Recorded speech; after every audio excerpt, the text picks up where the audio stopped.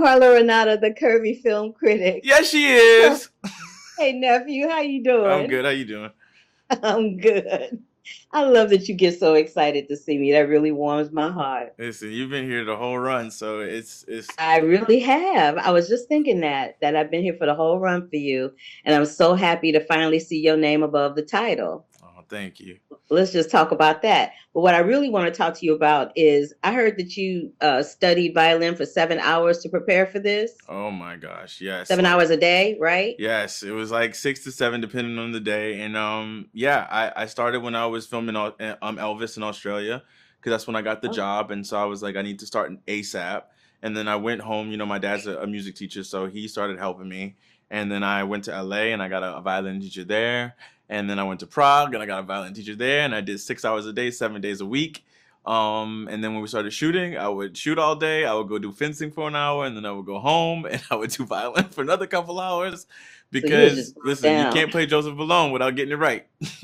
Listen, because I was like, he looks like he's playing that for real. And I know you're a musician. So I was like, that's the first thing I had to ask you. Because I was almost positive you were playing for real because it looked like it. But some folk are really good at making it look like they playing and they not. But I was almost 99.9% positive that you were playing. And I was right.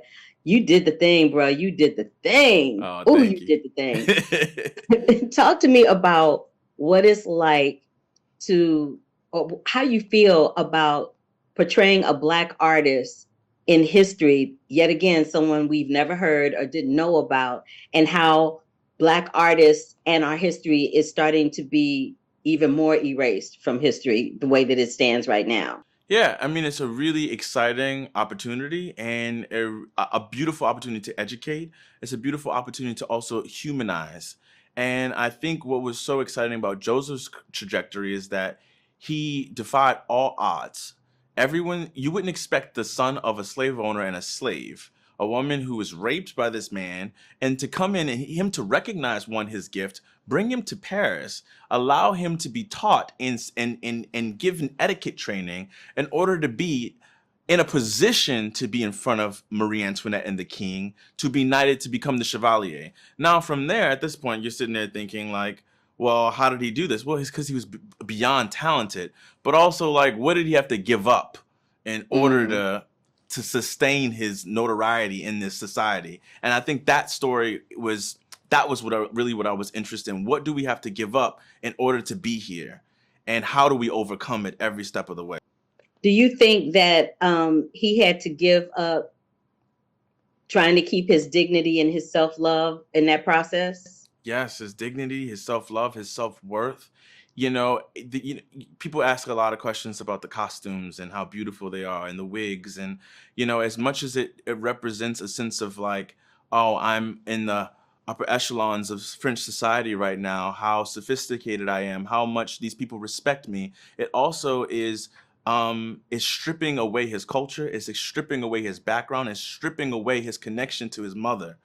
And we see this complicated relationship with this wonderful, strong, confident, beautiful Black woman who comes in, and he doesn't really know how to receive her. And why is that? It's because he's assimilated for so long to a society that has rejected him, limits him, and disrespects him, when he constantly sits there and gives them so much of himself every step of the way. And he has to come to terms with, who am I? Who am I really? And so you look at these costumes, and they're really just veils and masks to to survive, but also it's stripping away his individuality. And that's yeah, that's the thing.